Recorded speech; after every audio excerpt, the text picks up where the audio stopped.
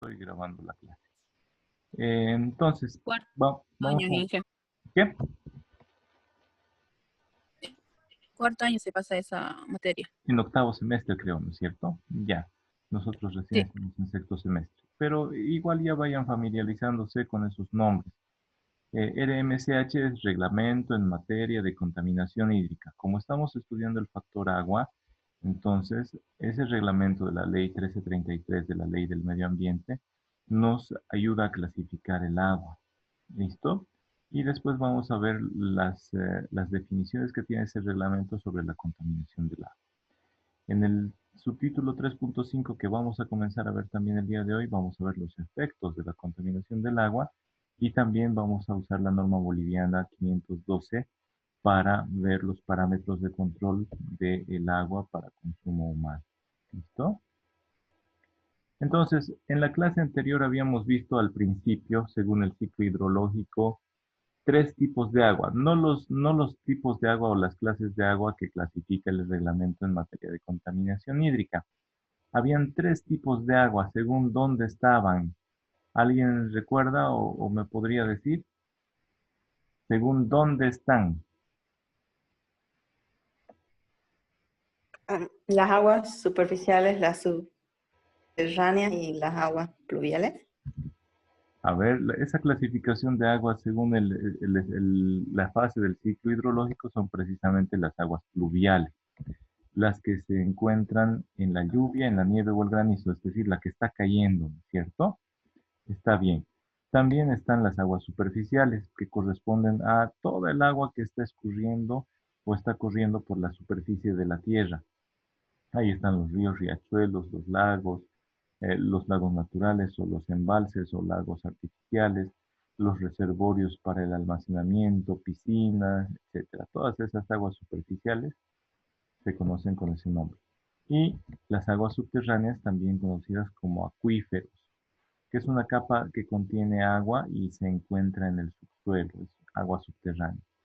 Estas tres son clasificación, pues los tipos de agua según la fase del ciclo hidrológico en la que se encuentran. Pero el reglamento en materia de contaminación hídrica también hace su clasificación. ¿Alguien recuerda? Ya las estábamos viendo, esas clases de agua, son cuatro.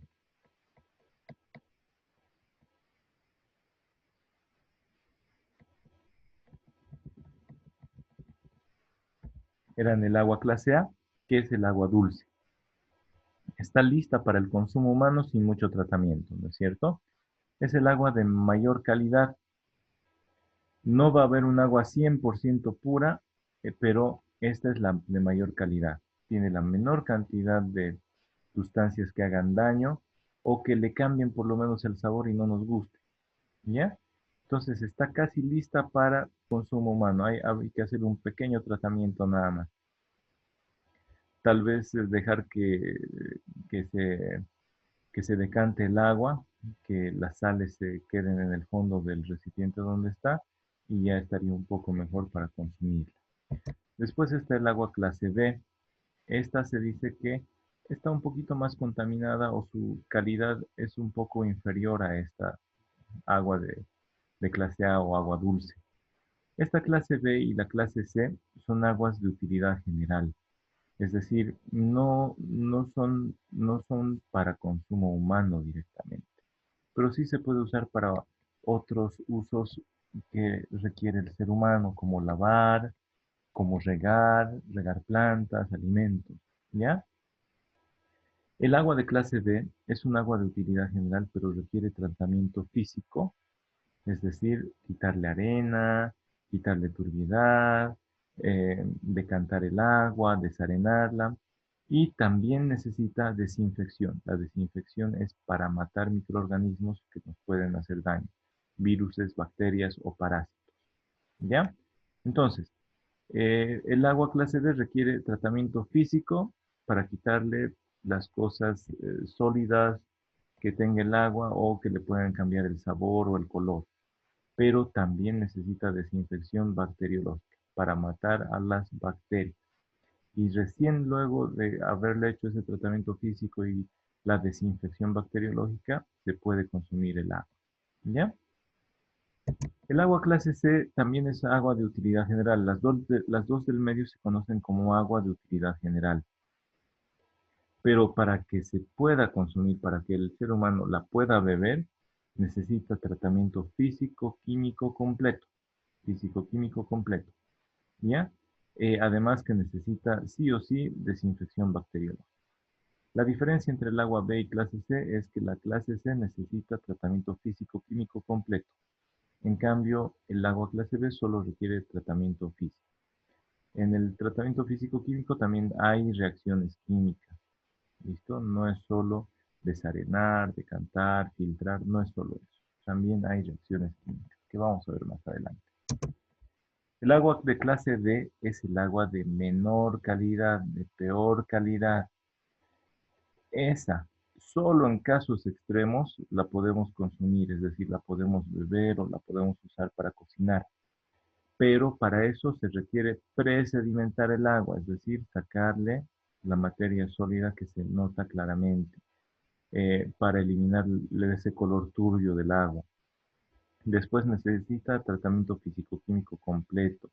Después necesita desinfección bacteriológica. La desinfección bacteriológica es para eliminar huevos y parásitos intestinales, ¿ya? Pero tiene que ser una desinfección bacteriológica especial. Cuando hablamos de desinfección, siempre se dice, se la hace para matar, ¿ya? La desinfección sirve para matar. La desinfección se hace después de limpiar. Limpiar es quitar la suciedad grande y desinfectar es para matar a los microorganismos que nos pueden hacer daño, ¿ya? Cuando se tiene un cuarto de hospital, un quirófano, primero limpian, es decir, barren, sacan las impurezas grandes, trapean, sacan lo que esté pegajoso, y ya está limpio. Después de limpiar, tienen que desinfectar. Entonces van rociando por todo lado o dan una trapeada con un líquido desinfectante, es decir, que mata a virus, bacterias y parásitos que estén contenidos ahí, ¿ya? En todas las superficies que toque el desinfectante, los mata. Lamentablemente, los desinfectantes nunca matan al 100% de esos microorganismos patógenos. Ustedes van a leer, incluso si tienen Lisoform, van a leer en Lisoform, ahí dice mata el 99.99% de los virus y bacterias. Nosotros estamos contentos, pero ese 0,01% de virus y bacterias en 6 horas vuelve a repoblar su población, es decir, vuelve a multiplicarse. Ese 0,01% en 6 horas se convierte en 99% de virus y bacterias. Si las condiciones son adecuadas, si hay humedad, si el ambiente está medio oscuro, entonces se multiplica. Entonces, cada 6 horas habría que ir haciendo desinfección. Continúa. Entonces, el agua clase A se puede prácticamente beber directamente. Solo hay que hacer un tratamiento simple. La clase B y la clase C requieren tratamiento físico, la clase C además físico-químico, y ambas necesitan desinfección bacteriológica para poder consumir.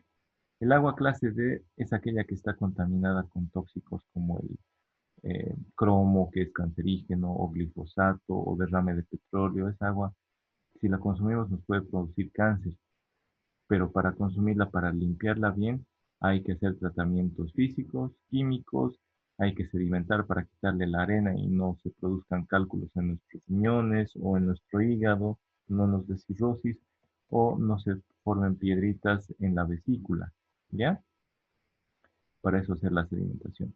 Y después eliminar los huevos de parásitos, virus y bacterias mediante desinfección bacteriológica, ¿ya? Estas son las 4 clases de agua según su aptitud de uso. Agua clase A, lista para consumir por el ser humano. Clase B y C, de utilidad general. El ser humano la puede usar para lavar, para regar y todo eso. La clase D no se puede usar a menos que se haga tratamientos físico-químicos completos especiales, además que se haga una presedimentación. Y finalmente, desinfección bacteriológica especial. ¿Ya? Esas 4 clases de agua. Entonces, yo en la tarea que les voy a dar, les voy a pedir más características sobre estas clases de agua. ¿Listo? Van a tener que leer el reglamento en materia de contaminación hídrica. No son muchas páginas, pero van a leer y van a sacar ustedes las respuestas para el cuestionario y de esa manera van a ir estudiando. Haciendo se aprende más que simplemente viendo o escuchando lo que el docente les explica, ¿ya? Entonces, ¿alguien se anima a decir qué es la contaminación hídrica, jóvenes? La contaminación del factor agua. Habíamos visto qué es contaminación, ¿no es cierto?, en clases anteriores. ¿Qué es la contaminación? Incluso entró al examen, ¿no? ¿Qué es contaminación? ¿Qué es contaminar?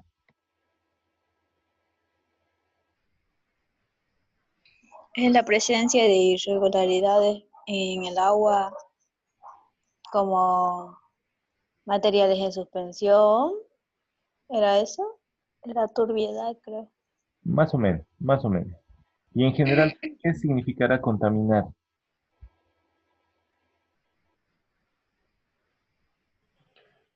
Eh, eh, es también la alteración de los parámetros normales del agua Exacto. que tienen sus parámetros. Contaminarlo es alterar las características o los parámetros normales que tenga el medio ambiente. Como estamos hablando de contaminación hídrica o contaminación del agua, va a ser alterar las características normales o naturales que tenga el agua.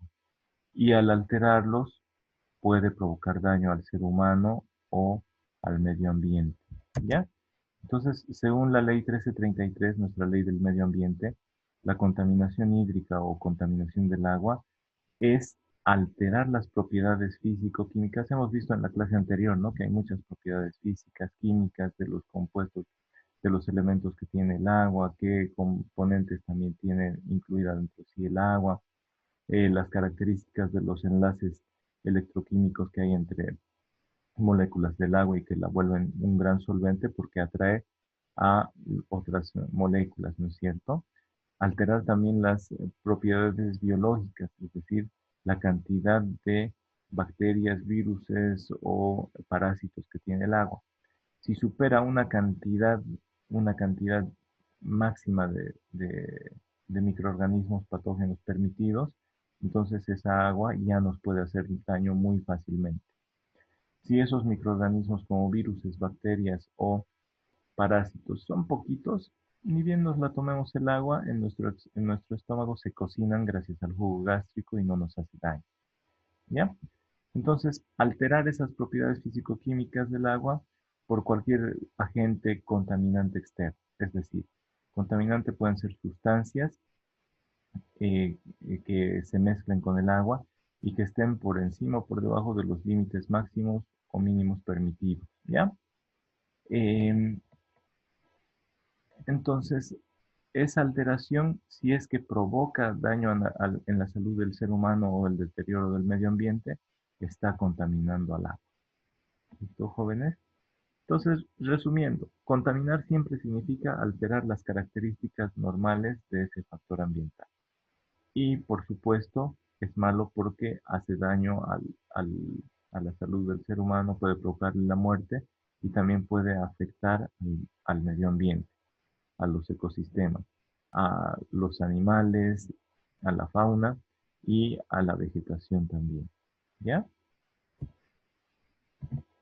La contaminación hídrica, les decía en resumen, eh, consiste en descargar aguas residuales con mayor cantidad de contaminantes respecto al cuerpo receptor o al área de descarga, según la aptitud y uso y clases del agua según el reglamento en materia de contaminación.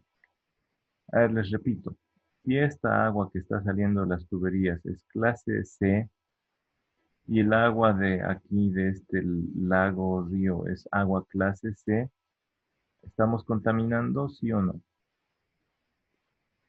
No, ¿Por qué? porque es de la misma clase. Es de la misma clase. Para contaminar, ¿qué tendría que ocurrir? El que está acá debería ser un clase D y lo que está abajo clase C. Ahí sí hubiera contaminación. Si el agua que estamos descargando, si ese efluente que estamos descargando es de una clase con mayor contaminación que el cuerpo receptor, estamos contaminados. Si es de la misma clase el agua que estamos descargando y el cuerpo receptor, no hay contaminación. Si es de una clase menos contaminada que el cuerpo receptor, tampoco estamos contaminando, más bien le estamos haciendo un favor, ¿no es cierto? Le estamos dando más agua limpia. ¿Ya? Entonces eso en cuanto a contaminación hídrica. ¿Qué es un contaminante hídrico? ¿Qué es lo que contamina? Son los efluentes contaminados, es decir, vertir agua residual alterada con respecto a la fuente de la cual fue tomada. Esa fuente, esa agua que fue tomada de su fuente y ha sido alterada, es resultado, ese efluente, es resultado de actividades domésticas de los seres humanos, bañarse, lavar, limpiar, realizar las descargas de los residuos sanitarios. Eso se llama actividades domésticas. Entonces son aguas residuales. Nosotros tomamos agua limpia de la fuente y la devolvemos alterada, ¿no es cierto? Con respecto a esa fuente. También puede ser resultado, ese efluente contaminado, puede ser resultado de las actividades socioeconómicas del ser humano, es decir, la industria, hospitales, los servicios, los restaurantes, todas esas actividades socioeconómicas en las que las personas que interactúan en sociedad y también que están interactuando realizando producción, ¿ya? Producen bienes o producen servicios. Igual pueden generar aguas residuales alteradas. Entonces, estos efluentes contaminantes significa, o contaminados significa que contienen materia inorgánica, químicos, tóxicos, basura inorgánica, y también puede que contenga materia orgánica. La materia orgánica es todo residuo de ser vivo, ¿ya? Pedazos de hojas, hierba, animalitos muertos, cabello, uñas, todos los residuos de los seres vivos es residuos orgánicos o materia orgánica. ¿Por qué contamina la materia orgánica? Porque en el agua esa materia orgánica puede atraer a algunos microorganismos, unas bacterias que ayuden a descomponer y esas bacterias luego generan algunas sustancias que pueden ser tóxicas para los seres humanos. O esas bacterias pueden ser bacterias come carne y están comiéndose un animalito muerto, quedan flotando en el agua, nosotros nos la tomamos esa y nos comen por dentro, ¿no es cierto? Por eso es peligroso tener agua, residuos orgánicos en el agua. También puede contener energía, es decir, radiación que al agua la afecte y la transforme en agua no apta para consumo humano. ¿Listo? Entonces, esta materia orgánica o energía que altere las características normales del agua, las propiedades o parámetros normales del agua, eh, si es que superan los límites del reglamento del Decreto Supremo número 2476, son efluentes contaminados. ¿Ya? Hasta algunas cantidades pequeñitas, llamadas límites máximos permitidos, hasta eso se puede aceptar. Pero más de eso no, porque más de eso ya hace daño al ser humano. Para que haya contaminación, esa alteración al medio ambiente, al factor del medio ambiente, tiene que provocar daño al ser humano, tiene que provocar daños a los ecosistemas o al medio ambiente. ¿Ya? Entonces no siempre se contamina, solo se contamina cuando se superan los límites máximos permitidos de esas sustancias contaminantes. ¿Ya, jóvenes? Ahora, las principales causas para la contaminación del agua pueden ser los efluentes industriales, es decir, aguas residuales provenientes de industrias, que pueden ser aguas tratadas o no crudas. El agua que no es tratada, agua residual que no es tratada, se le conoce como agua cruda. En cambio, pueden ser aguas residuales tratadas. Les hablaba del ejemplo de las curtiembres, que a las curtiembres se les obliga o se les exige a que realicen tratamiento de sus aguas residuales porque muchas de ellas utilizan cromo y el cromo es cancerígeno, es un tóxico muy fuerte que es cancerígeno, es venenoso, ¿ya? Entonces, estos efluentes industriales comprenden aguas residuales tratadas. En toda industria se tiene que tratar el agua antes de vertirla, proveniente de procesos industriales. Estos procesos industriales pueden estar presentes en distintos tipos de industria, como la industria extractiva, que es la minera, la industria productiva, que es la agrícola, donde se produce alimentos vegetales, o también se produce alimentos animales como carnes, derivados de los lácteos, derivados también de la industria avícola, como son los huevos y demás, ¿ya? Y finalmente está la industria de transformación. Entonces, la extractiva es la que extrae recursos minerales. Al realizar trabajos de minería, de hidrocarburos, puede utilizarse agua para lavar los depósitos, para hacer limpieza, y esa agua residual ya está mezclada con residuos minerales, residuos hidrocarburíferos que al descargarlos podrían contaminar, ¿no es cierto? Después está, como les mencionaba, la industria productiva, la agropecuaria, para producir animales o para producir alimentos vegetales y sus respectivos derivados. ¿Ya? También está la industria de transformación que les decía. Esta industria productiva, la carne, muchas veces, es decir, los animalitos no nos los venden directamente y nosotros los sacrificamos y nos lo comemos, sino que se realiza una transformación y se transforma ese alimento en otro alimento que ya no lo podemos ver. O a esos recursos naturales que se extraen con las minerías, con los hidrocarburos, se les hace una transformación y ya no los vemos a esos recursos naturales. Por ejemplo, se extrae carbón, se extraen algunos otros minerales y se producen celulares.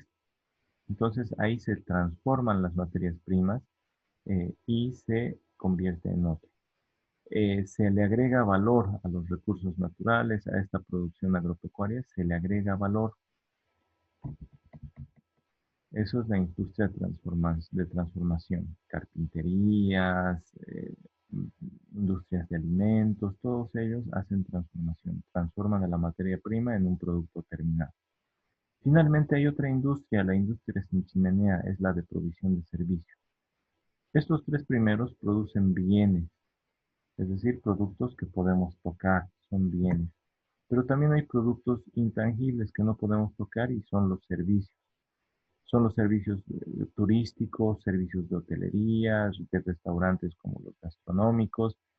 Estos servicios o estos efluentes industriales de estos servicios se distinguen del doméstico porque en una casa hay 5 personas, en cambio en un restaurante van diariamente 100 o 200 personas. Entonces, los efluentes de la industria de provisión de servicios se distingue de los hogares por el tamaño, por la cantidad, ¿ya? Entonces, en un hotel hay 50 baños, en cambio en una casa a lo mucho hay 2 o 3 baños, ¿no es cierto? Entonces, las descargas de los inodoros son mucho mayores en un restaurante, en un hotel, que en una casa, ¿ya? Entonces, son efluentes industriales. Cuando hablamos de producción industrial, hablamos de producción en gran escala. Eh, en nuestra casa también podemos criar un pollito, podemos tener nuestro huerto familiar, pero no es una producción industrial a gran escala, es una producción artesanal o familiar, ¿no es cierto? Entonces, a esa no la vamos a llamar un efluente industrial el que tengamos en el hogar, porque no tiene tampoco tantos contaminantes como una granja pecuaria o, un- o una finca en la que se producen miles de hectáreas o cientos de hectáreas o decenas de hectáreas de soya o maíz u otros productos agrícolas, ¿ya? Entonces, efluentes industriales que pueden ser resultado de la industria extractiva de recursos naturales o materias primas, de la industria de producción de alimentos o de algunos otros bienes, La industria de transformación, esta es la que conocemos como industria generalmente, ¿no es cierto? La que transforma las materias primas en productos terminados. Y finalmente está la industria sin chimeneas, pero que provee servicios. ¿Ya? Otras fuentes de contaminación son los efluentes hospitalarios. Ahí hay descargas de aguas residuales crudas o también pueden ser tratadas. Estas provienen de actividades hospitalarias como el lavado de la ropa, la desinfección, lavado de los pisos, que pueden estar contaminados con organismos biológicos patógenos. Además, las descargas de los inodoros de los hospitales también puede tener organismos biológicos patógenos.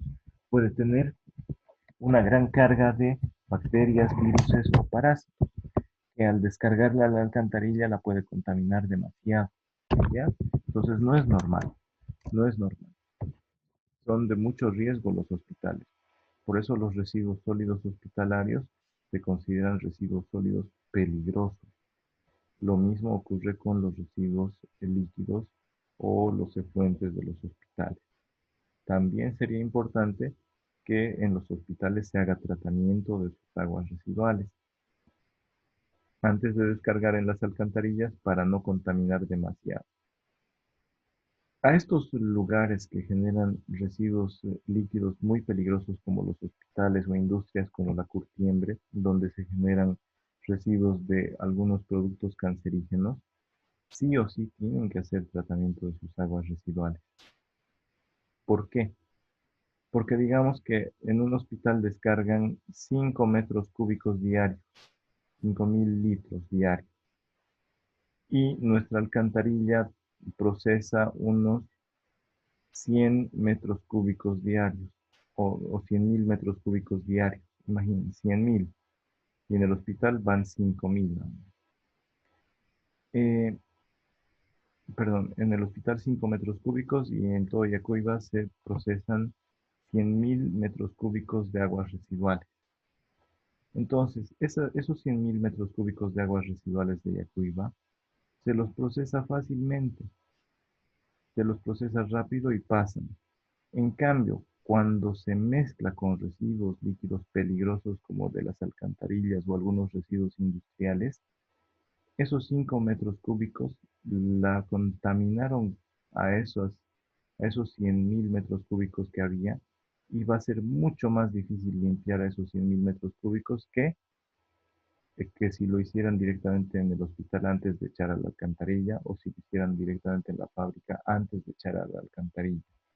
Por eso es muy importante que ellos hagan sus tratamientos de aguas residuales peligrosas antes de vertirlo. ¿Ya? El efluente sanitario es de los hogares, lo que hablábamos. Aguas residuales crudas o tratadas provenientes de uso doméstico. Pero antes de descargarlas a cursos naturales. ¿Quién descarga las aguas residuales sanitarias a los cursos naturales? Lo realizan las EPSAs, las empresas proveedoras de servicios de saneamiento básico, ya las EPSAs. Nosotros no descargamos directamente al río, nosotros descargamos a la alcantarilla, de la alcantarilla llevan a una planta de tratamiento de aguas residuales y ahí hacen el tratamiento de las aguas residuales y las vierten a los ríos o lagos. A veces no da la capacidad, el 70% de las aguas residuales de Bolivia no son tratadas y son vertidas directamente.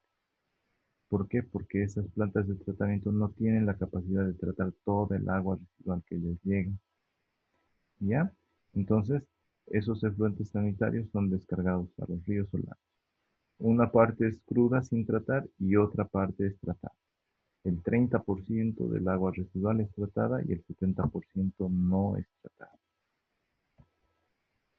Algo muy importante, jóvenes, algo muy importante es también que existe una reglamentación en Bolivia.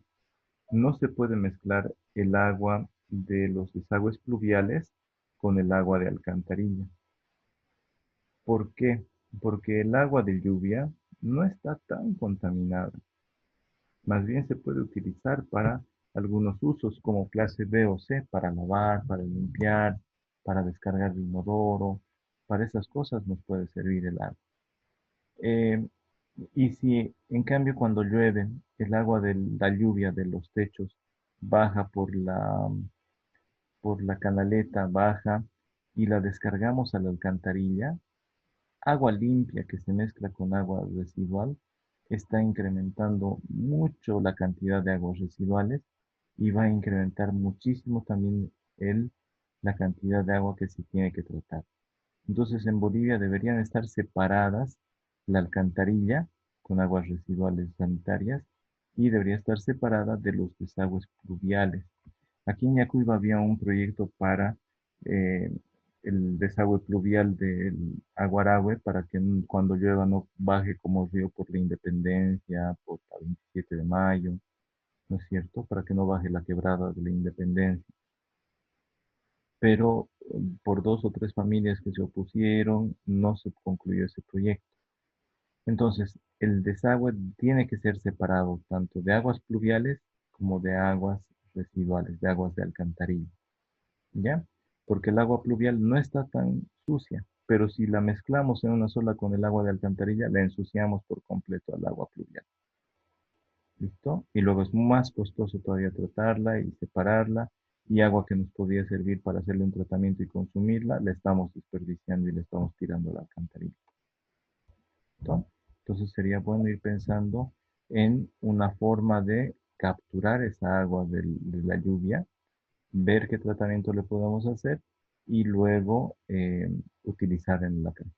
Así reducimos el consumo de agua dulce en el hogar y disminuimos también los costos en el hogar. Vamos a ver cuánta agua consumimos diariamente, ¿ya? Formas de contaminación. Las formas de contaminación del factor agua de los recursos hídricos pueden ser varias. Puede ser la contaminación física, la química, la biológica, la energética. La contaminación física es cuando le caen al agua, al cuerpo de agua, algunos elementos que le pueden cambiar el color, algunos cuerpos flotando, que pueden ser cuerpos extraños, y algunas partículas flotando también. Estas impresionan mucho a las personas inexpertas, les decía la clase anterior, ¿verdad? La contaminación que puede ser exclusivamente por químicos, donde se puede aumentar o enriquecer la cantidad de algunas sustancias extrañas que puede ser distinta a la composición normal del agua. Esto puede provocar la proliferación de microorganismos y algas. Es decir, si se incrementa la cantidad de materia orgánica en el agua, el nitrógeno, por ejemplo, que es, es uno de los residuos de los seres vivos, el nitrógeno, el oxígeno, el fósforo, sirven como alimento para algunas algas o algunos microorganismos y estos pueden proliferar, ¿ya? Eso es lo malo de esa contaminación.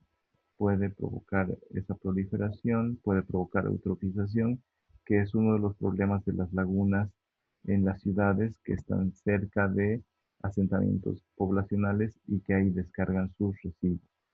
Los residuos, las aguas residuales de los baños, de las alcantarillas, esos residuos sanitarios, contienen materia orgánica. Entonces, esa materia orgánica en el agua lo que hace es proliferar las algas y microorganismos. ¿Qué pasa con esos lagos o ríos que tienen esas descargas de agua?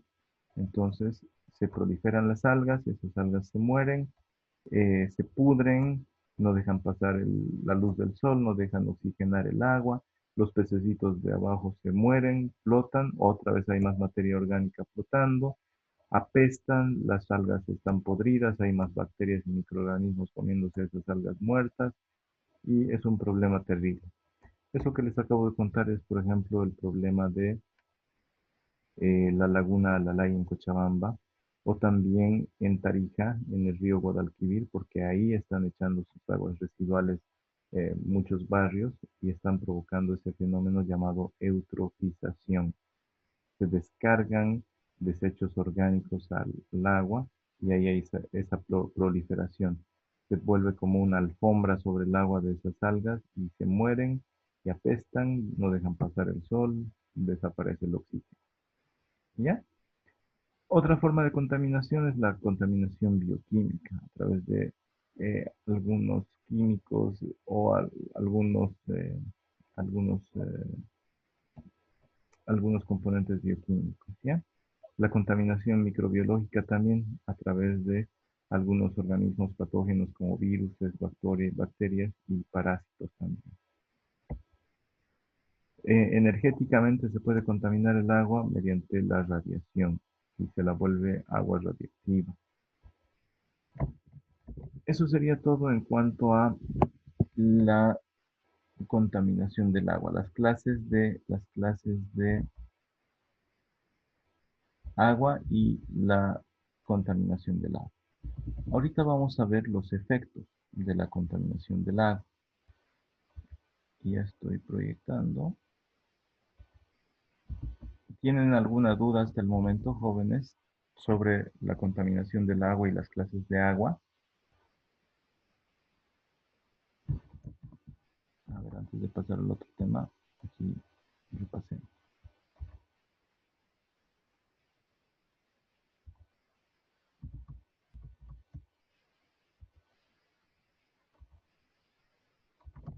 Ya. Entonces, los tipos de agua, según la fase del ciclo hidrológico, son aguas fluviales, superficiales y subterráneas. Las clases de agua son agua clase A, agua dulce, clase B y C de uso general, y la clase D, la de calidad mínima, ¿cierto? Después, la contaminación hídrica es alterar las propiedades físico-químicas biológicas que puedan afectar a la salud del ser humano o del medio ambiente.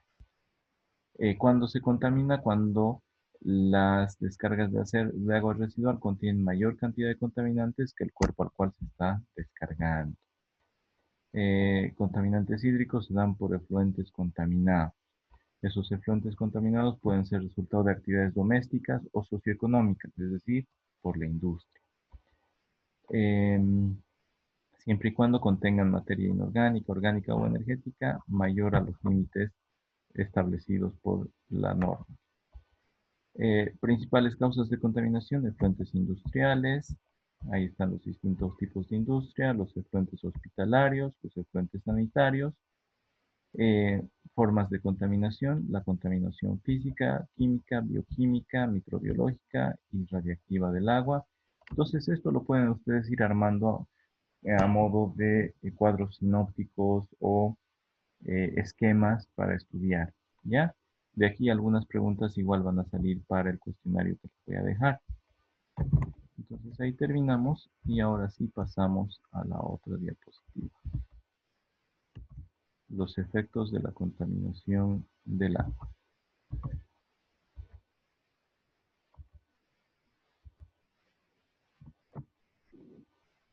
Los efectos de la contaminación del agua, jóvenes, son sobre el medio ambiente y también podrían ser directos sobre los seres humanos.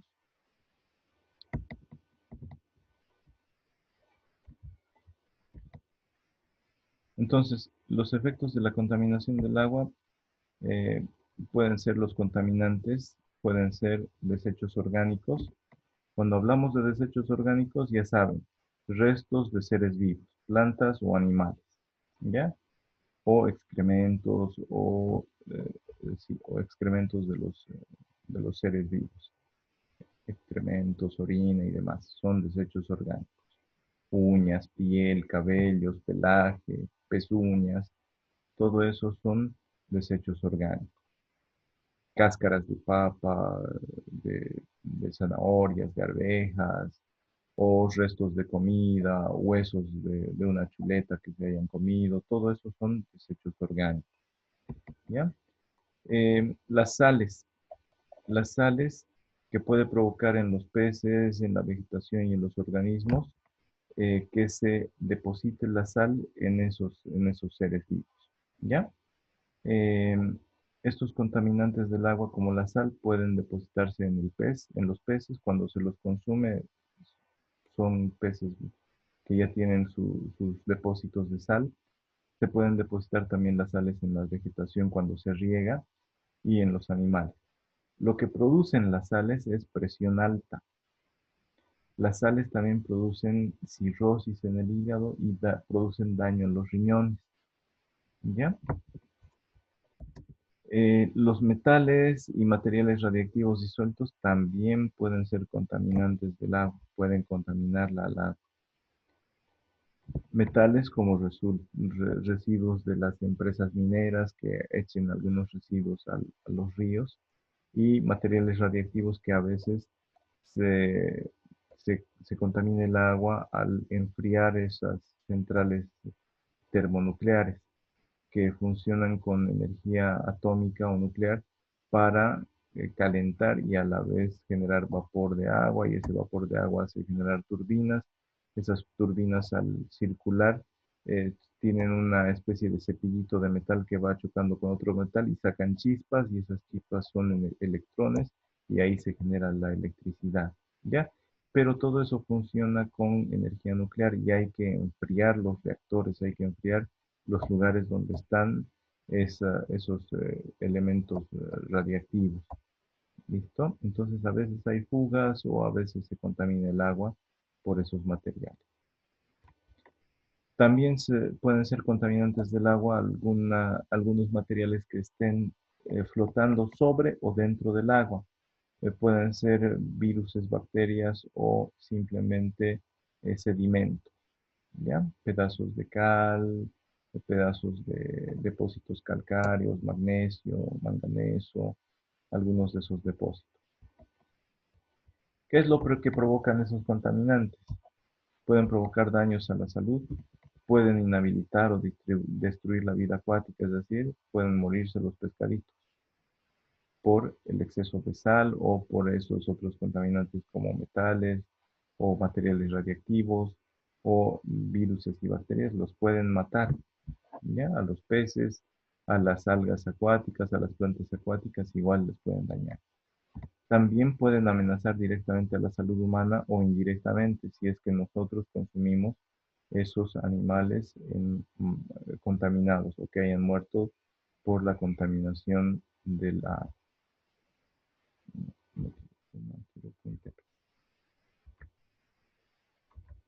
Ya, a la vez se ensucian el agua. Miren acá, tenemos basurales debajo de los puentes, ¿no es cierto? Y cuando llueve, el agua es contaminada.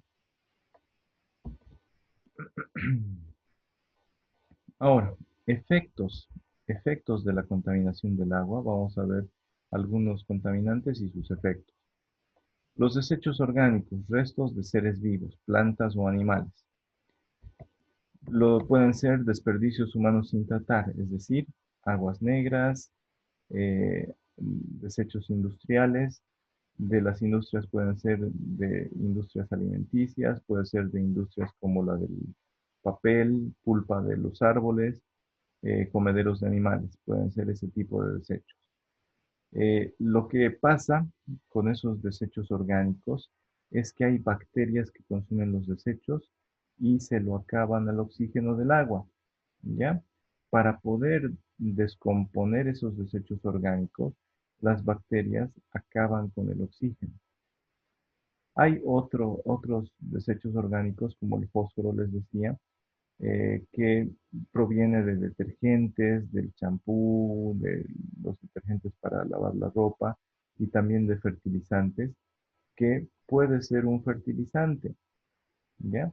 Puede ser un fertilizante el fósforo, el nitrógeno, NPK, nitrógeno, fósforo y potasio, pueden ser fertilizante para la vegetación y en el agua para las algas. Y cuando hay exceso de fósforo, lo que se produce es la eutrofización que les contaba. Cuando hay desechos orgánicos, las plantas se nutren de esos desechos orgánicos como el fósforo y se multiplican indiscriminadamente las plantas, las algas. Se proliferan tanto que no tienen dónde más crecer, están como una alfombra sobre el cuerpo de agua, le cortan el oxígeno, se mueren los pececitos abajo y las bacterias van descomponiendo a esas algas. Para descomponerlas se acaban el oxígeno, los peces no tienen que oxígeno tomar del agua, se mueren y es un ciclo vicioso, un círculo vicioso que empeora cada vez más. ¿Ya? Entonces, por eso es peligroso tirar desechos orgánicos al agua. Las sales que les decía pueden provenir de Las salmueras de minas pueden provenir de pozos petrolíferos y pueden llegar a los efluentes del lago. Pueden provocar la extinción de animales y vegetación y algunos otros organismos. Pueden provocar enfermedades en los seres humanos, les decía, la sal, como la presión alta o la cirrosis en el hígado y algunas otras enfermedades en los riñones, como piedras en los riñones o cálculos en los riñones. ¿Ya? Entonces eso es por descargar sales o por contaminar el agua con sales. Ácidos. El resultado de drenar aguas de las minas de carbón provoca que se tenga ácidos de azufre, de fierro o sulfato. Las fundiciones y molinos usan también ácidos para pulir los metales, para sacarles brillo, para separarlos de la tierra, de las rocas, y esos se enjuagan con agua. El agua se vuelve ácida y esa agua puede fluir por ríos, por arroyos y eleva el nivel de acidez del agua. ¿Qué logra esa agua ácida? Logra que se muera todo tipo de microorganismo que esté en el agua. Pueden haber microorganismos benéficos como protozoarios, como algas, microalgas, como el microplancton, que sirven de alimento para peces chiquitos o para algas más grandes y esas a la vez, según la cadena alimenticia, pueden servir de alimento para otros animales acuáticos. Entonces, al alterar el pH de los cuerpos naturales de agua, se mata a microorganismos pequeños y a la vez desaparecen ellos que son fuente de alimento para otros seres más grandes. Los desechos inorgánicos. Desechos inorgánicos como por ejemplo el mercurio. Este proviene de quemar carbono que contiene mercurio en las plantas de cloro, en las fundiciones. También proviene el mercurio de fungicidas o pesticidas de la industria agrícola. Para cultivar se utilizan esos pesticidas para matar pestes, para matar los hongos, los fungicidas, y están a base de mercurio. El mercurio sobre microorganismos lo que provoca es que eh, este mercurio es consumido por aves. A ver, el mercurio se deposita en microorganismos. Esos microorganismos son consumidos por peces, también pueden ser consumidos por aves y también pueden estar en materia orgánica que pueden ser consumida por estos dos. Entonces, este mercurio que es venenoso también puede ser consumido a través de los peces por el ser humano, porque nosotros, por ejemplo, consumimos mucho sábalo del río Pilcomayo y aguas arriba del río Pilcomayo funcionan empresas mineras en Bolivia que echan sus residuos al agua. Uno de los residuos más peligrosos es el mercurio que se utiliza en la industria del oro, que se utiliza para frotar los metales, minerales, para separar el oro de otros metales y para que sea más fácil su extracción. Entonces, puede haber depósitos de mercurio en los peces del Pilcomayo, no solo en el sábado. Y de esa forma puede llegar el mercurio al ser humano. Y el mercurio es veneno, es venenoso. Puede producir daño cerebral, puede producir parálisis y puede producir la muerte.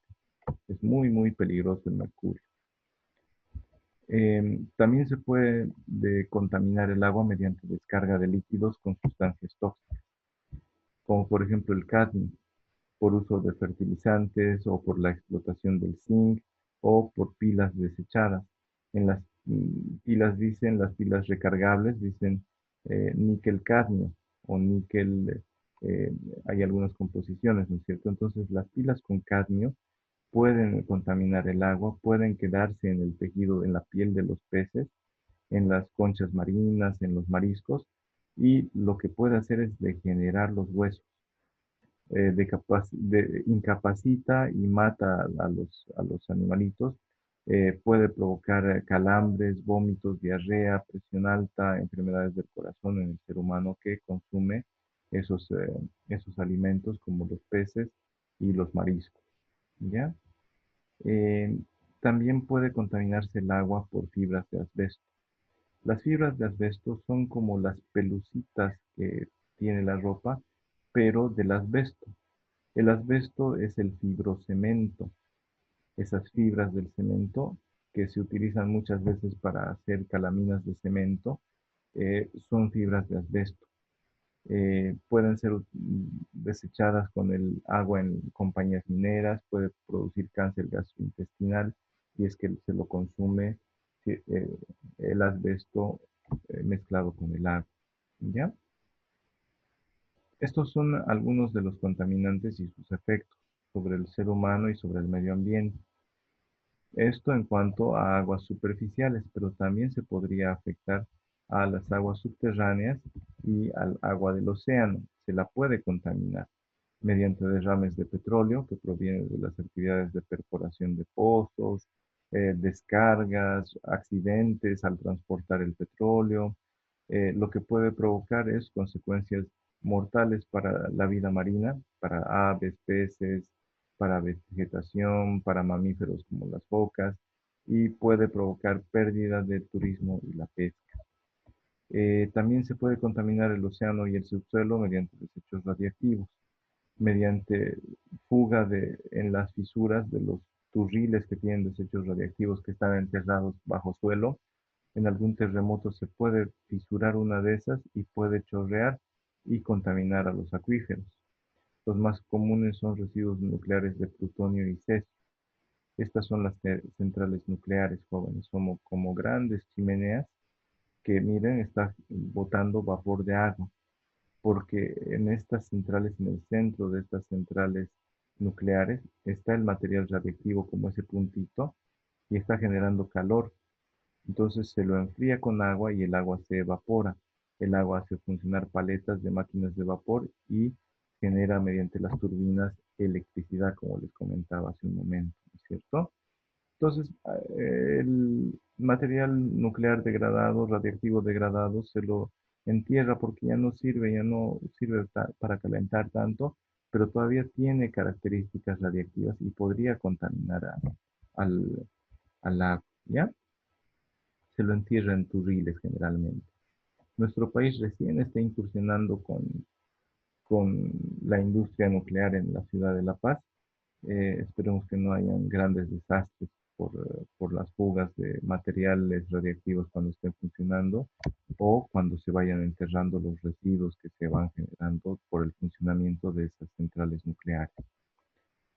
También puede contaminarse el subsuelo, los acuíferos o el fondo del océano mediante desechos orgánicos. En estuarios y sedimentos de costas, es decir, en el fondo del mar se encontró cadmio, cromo, plomo, mercurio y plata. Casi toditos son venenosos. El cromo es peligrosísimo porque es un cancerígeno fuerte. El mercurio igual, ya lo hemos visto, es veneno, produce daños cerebrales y algunas otras enfermedades que incapacitan a los seres humanos. Después se puede contaminar también por bifenil policlorinado, el BPC, que es el fluido de enfriamiento de transformadores, de los grandes transformadores de electricidad. Para que no se fundan, se enfría con ese fluido. Ese es mortal y también produce fallas reproductivas, es decir, esterilidad, defectos congénitos o malformaciones, tumores, disfunciones del hígado, lesiones en la piel y disminuye nuestro sistema inmunológico.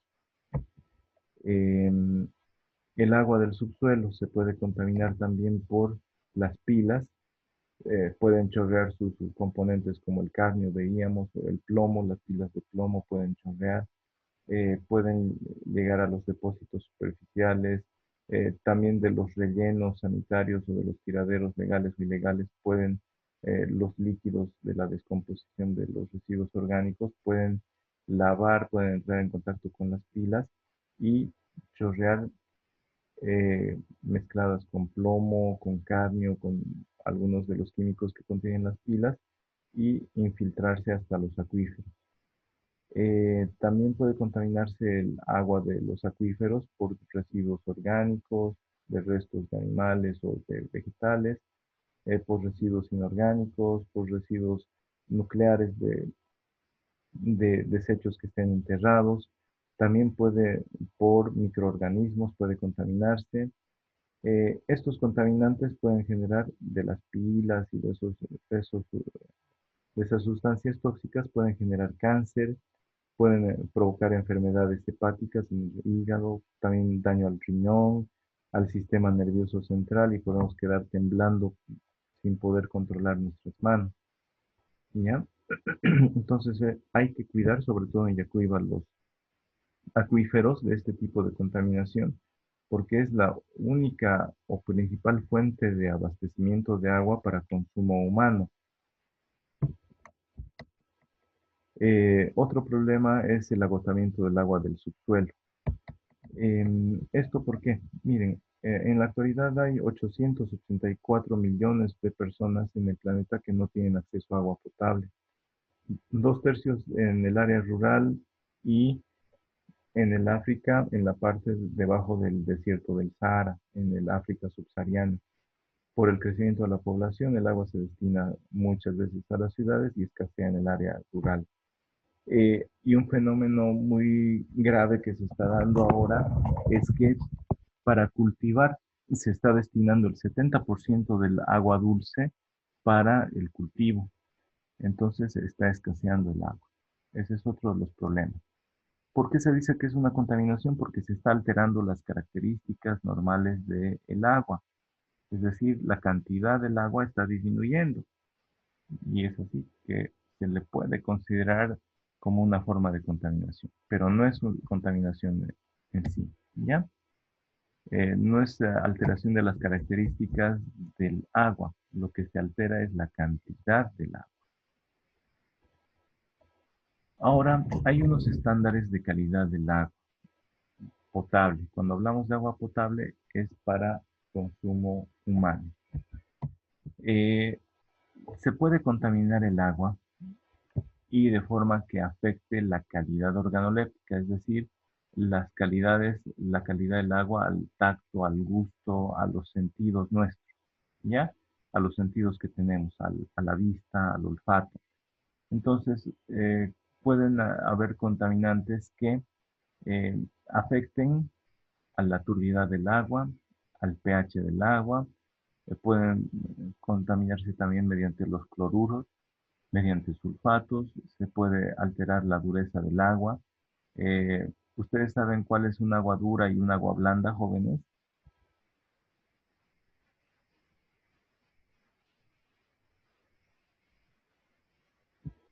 Lo vamos a ver, van a resolver el cuestionario y ahí van a responderme.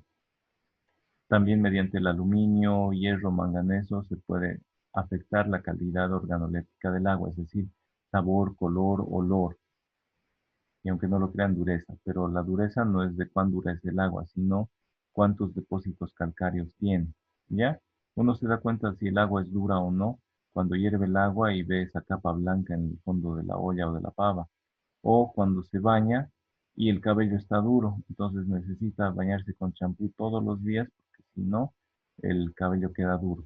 Entonces eso es una señal de la dureza del agua. Hay otros compuestos que afectan a la salud. Esto afecta a cómo nosotros percibimos el agua, el sabor, color, olor, dureza, ¿no?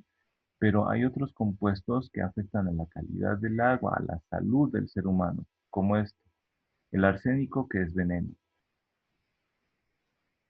el cadmio, que es veneno, que está en las pilas, el cromo total, que es resultado de las curtiembres, es veneno, el mercurio, Hg, que proviene de la industria minera, que es veneno, el plomo, que también está en las pilas, que es veneno, los nitratos, que son resultado de la industria agrícola, de los fertilizantes, que también es veneno.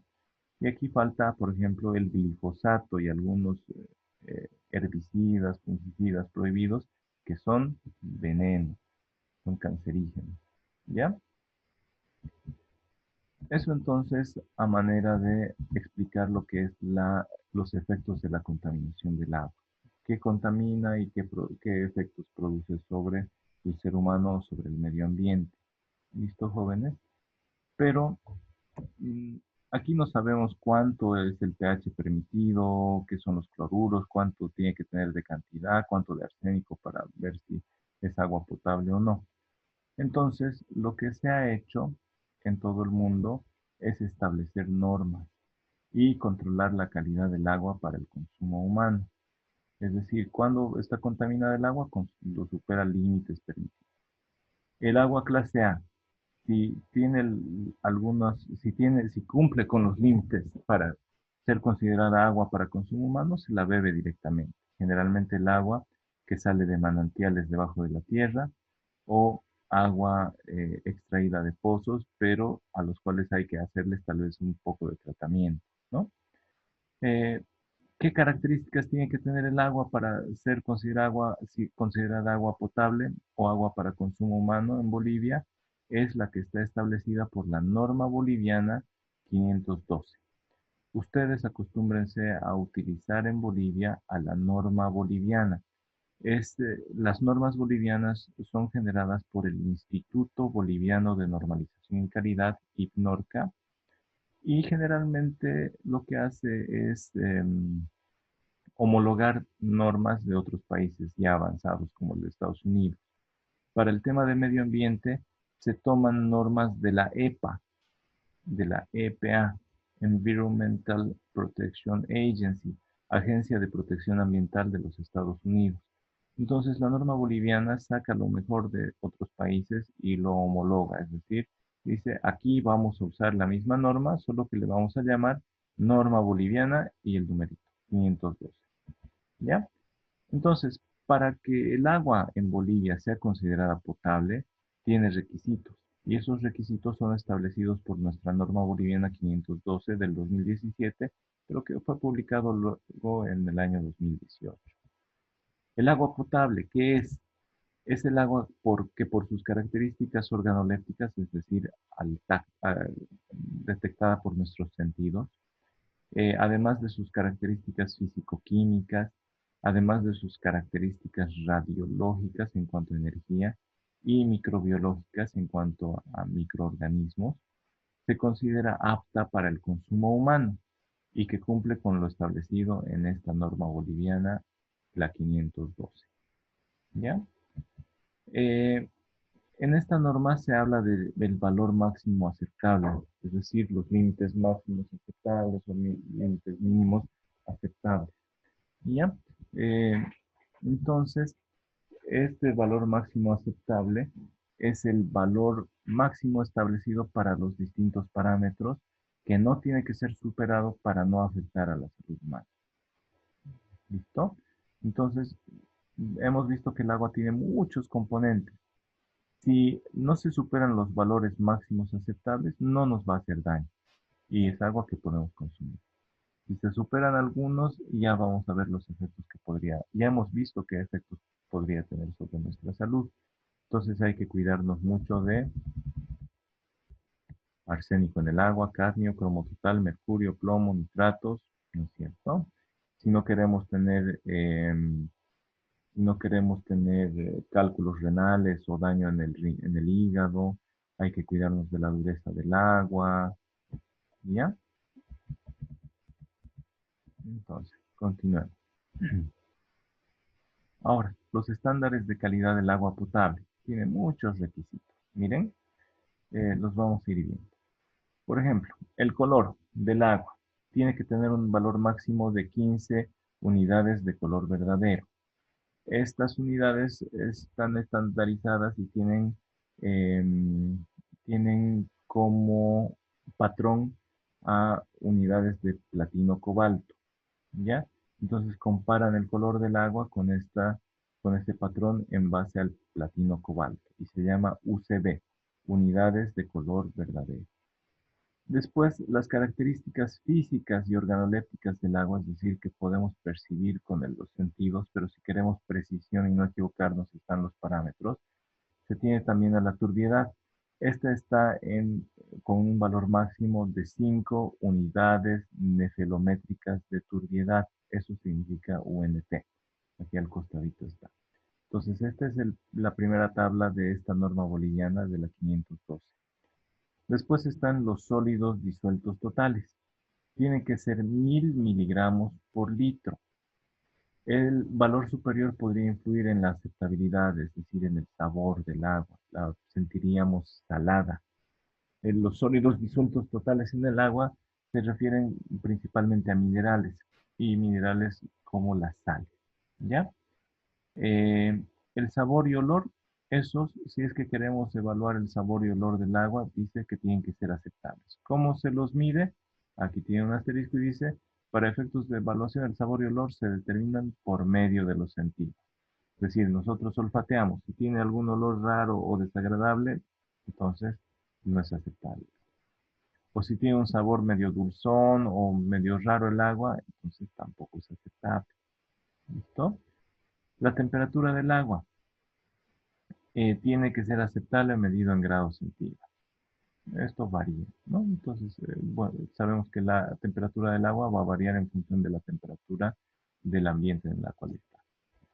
Y dice que para medir el parámetro temperatura en el punto donde se está tomando la muestra del agua y también en el laboratorio al momento de realizar el análisis. Esta medición de la temperatura sirve como referencia para análisis microbiológicos y para el cálculo de índice de Langelier, que son cálculos específicos que se realizan en laboratorio. Pero ustedes como ingenieros sanitarios y ambientales tienen que saber que para eh, aceptar un agua como agua potable tiene que cumplir con requisitos mínimos en cuanto a componentes físicos, en cuanto a características físicas y organolépticas. ¿Ya? Entonces, el color del agua es incolora, pero se la relaciona con 15 unidades de color verdadero, la turbiedad 5 unidades nefelométricas de turbiedad, que son unidades específicas y debe haber aparatos para esa evaluación. Dice, por ejemplo, para efectos de evaluación, el color, la turbiedad y los sólidos totales disueltos se determinan por medio de métodos analíticos de laboratorio. ¿Ya?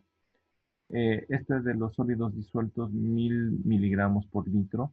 Valores superiores pueden influir en la apariencia del agua, el sabor, el olor o perjudicar otros usos del agua. ¿Ya? Por ejemplo, funcionamiento de algunas máquinas. Les hablo específicamente del radiador. Ustedes le ponen agua con una mayor cantidad de sólidos disueltos, es decir, agua muy salada, muy dura, lo que va a provocar es que se formen depósitos calcáreos en el radiador y nos lo van a taponear, se van a formar pedacitos de, de esos depósitos blancos calcáreos flotando dentro del radiador, pueden perforarnos a nuestro radiador y provocar daños en esos funcionamientos, por ejemplo. ¿Ya? Entonces, estos son los requisitos físicos y organolépticos del agua. No son los únicos. Aquí están los requisitos químicos. En cuanto a la dureza total, tiene que ser el valor máximo aceptable del agua, tiene que ser de 500 miligramos por litro de carbonato de calcio. El pH tiene que ser de 9 para aguas que no cuentan con un sistema de potabilización límite inferior, tiene que ser de 6,5 el pH, siempre de 6,5. Pero cuando las aguas provienen de sistemas de potabilización y cuando cumplan con el rango del Langelier, el pH puede ser a máximo de 9,5. ¿Listo? Ahora, los compuestos inorgánicos. El aluminio, por ejemplo. ¿Pueden ver estos numeritos? Aquí hay características. Hay características de los compuestos inorgánicos, los valores máximos, compuestos orgánicos, los trialometanos que son de los hidrocarburos y hidrocarburos totales, ¿ya? Y cada uno de esos está así más grande. Se los estaba leyendo hace un momento, pero yo lo veía tal vez en su celular, no lo podían ver. Miren, de la dureza total no tienen que exceder más de 500 miligramos por litro de carbonato de calcio. El pH puede ser de 9 o 9,5. El mínimo tiene que ser de 6,5 el pH del agua. El máximo 9 si no es agua potabilizada, no proviene de un sistema de potabilización. Puede ser máximo el pH del agua 9,5 si es que proviene de un sistema de potabilización y cumple con el rango del Langelier. Compuestos inorgánicos. El aluminio, máximo 0,1 miligramos por litro. Un valor mayor tiene efectos sobre la salud de los metales. El arsénico, que es venenoso, no puede ser no, perdón. El arsénico no puede ser mayor a 0,01 miligramos por litro. El amonio no puede ser mayor a 0,5 miligramos por litro. Un valor mayor de amonio lo que puede hacer es influir en la aceptabilidad. ¿Por qué? Por el olor y el sabor pueden cambiar. ¿Ya? El antimonio no puede ser mayor a 0,02 miligramos por litro porque puede dañar a la salud. El bario, 0,7 miligramos por litro es el valor máximo aceptable porque una cantidad mayor de amonio por litro de agua puede provocar daño a la salud humana. Y así está una lista de todos los elementos compuestos inorgánicos que pueden estar en el agua. Por ejemplo, cloruros. ¿Dónde está el cromo? No lo veo. El cadmio. No puede haber más de 0,003 miligramos por litro. El cadmio es el de las pilas. Veamos, no está el plomo. No está el plomo. Cromo total, aquí está. No tiene que haber más de 0,05 miligramos por litro. El valor mayor tiene un efecto sobre la salud humana. Y así sucesivamente. Ahora, aquí vemos parámetros de desinfección. Cómo se puede ver las características del cloro libre residual. Es decir, después de hacer tratamientos de agua potable, se le aplica cloro para desinfectar, es decir, para matar los microorganismos que pueden quedar, que no vemos, pero que pueden quedar dentro del agua. Entonces, el valor máximo aceptable de cloro en el agua no tiene que superar a 1,5 miligramos por litro. Ese valor es aceptable a la salida de la planta de tratamiento o en cualquier punto de la red. ¿Ya? El valor mínimo de cloro no puede ser menor de 0,2 miligramos por litro. Les explico por qué. Si fuera más cloro, si fuera 1,6 miligramos por litro, nos corroe las tuberías, el cloro los mata a los microorganismos, pero también si es mayor la cantidad de cloro por litro, podemos destruir nuestro sistema de distribución de agua. No nos va a durar mucho. Si es menos de 0,2 miligramos por litro de cloro, ¿por qué creen que no sería bueno si el cloro se utiliza para desinfectar? ¿Por qué creen que no sería bueno tener menos de 0,2 miligramos de cloro? ¿Alguien se anima?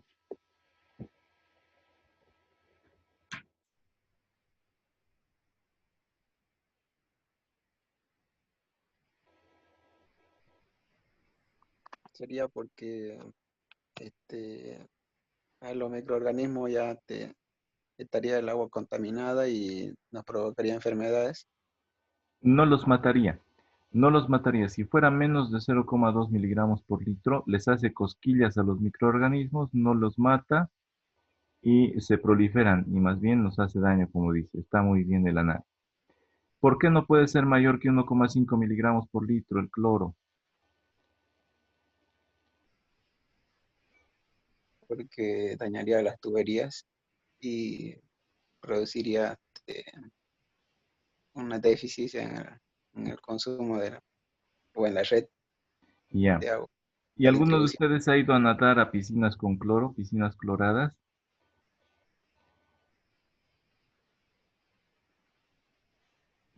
Reseca la piel porque utilizan mucho cloro, mucha ¿Y el cantidad. cabello qué le hace? Eh, Hace arder los ojos, ingeniero. Hace arder Porque los una ojos. vez, Con ajá, ojos en La rojos, Paz, como si hubieran llorado en lugar de ir a divertirse en la sí, piscina, en La ¿no? Paz ocupan muchísimo cloro en las piscinas. Exacto. Entonces, mayores cantidades provoca irritación en la piel y daña los sistemas de distribución de agua. Menos de 0,2 miligramos por litro, lo que hace es no desinfectar, no mata los microorganismos y esa agua más bien haría daño. ¿Ya? Eh, Esto 0,2 en cualquier punto de la red. En el punto más alejado, en cuanto sale del punto de tratamiento, puede que esté con 1,5 miligramos por litro. Pero cuando se está yendo hasta la última cañería de, digamos, del barrio San Juan o por ahí, entonces hasta ese punto igual tiene que llegar con 0,2 miligramos por litro, porque si no esas personas se enfermarían ahí. Ya saben, pasan unas 6 horas y los microorganismos vuelven a ser 99,99%. En cambio, con esta cantidad constante todo el tiempo en el agua, los mata al 99,99% y solo queda el 0,001%. ¿Ya? Pero en cuanto esta cantidad baje, proliferan como, bueno, más que conejos, ¿no? Los microorganismos se multiplican mucho más rápido. Esas dos consideraciones ténganlas en cuenta, les voy a preguntar en el examen. ¿Listo? Y hay un caso especial, jóvenes. Cuando hay un tema de desastres o emergencias, por ejemplo, hay temblor, terremoto, tsunami, ¿qué puede ocurrir? Puede ocurrir que las cañerías se rompan, las del alcantarillado se rompan y se mezclen con, con el agua para consumo humano. Entonces, ahí, para esos casos de emergencias o desastres, el valor mínimo de cloro que debe haber en cualquier punto de la red tiene que ser de 0,5 miligramos por litro. ¿Ya? Porque en una emergencia, en un desastre, puede haber alguna mezcla de agua residual con agua potable y más bien necesitemos garantizar que en cualquier punto se pueda matar rápidamente a los microorganismos. ¿Listo? Esas tres cositas son muy importantes. Aquí vamos a parar el día de hoy. La siguiente clase vamos a continuar. Les estoy explicando y les voy a dejar una tareita, un cuestionario para que lo vayan analizando. ¿Listo? Les voy a dar una bibliografía para que vayan sacando de ahí las respuestas de ese cuestionario. Estas diapositivas también ya están en Moodle, así que por favor vayan armando sus cuadros sinópticos, sus esquemas para estudiar. Yo no les voy a preguntar que me digan de memoria, a ver, dígame, el fenol, ¿cuál es la cantidad máxima permitida, el valor máximo aceptable? No les voy a preguntar pues eso. A ver, díganme de los cloruros, ¿cuál es el valor máximo aceptable? No les voy a preguntar ese tipo de cosas, ¿no? Pero sí quiero que sepan que existen estas tablas con valores máximos permitidos y aquí dice, muchos de estos son peligrosos, los compuestos inorgánicos producen daño a la salud, pero hay otros que no producen daño a la salud, sino más bien provocan que no nos guste el agua, ¿ya? Entonces aquí vamos a quedar jóvenes. Todo esto lo extraje de la norma boliviana 512. Les voy a pasar también ese compendio de normas para que ya lo vayan teniendo. Les voy a pasar el reglamento en materia de contaminación hídrica también para que lo tengan. Y les voy a pasar el cuestionario para que se diviertan leyendo y respondiendo esas preguntas. ¿Listo?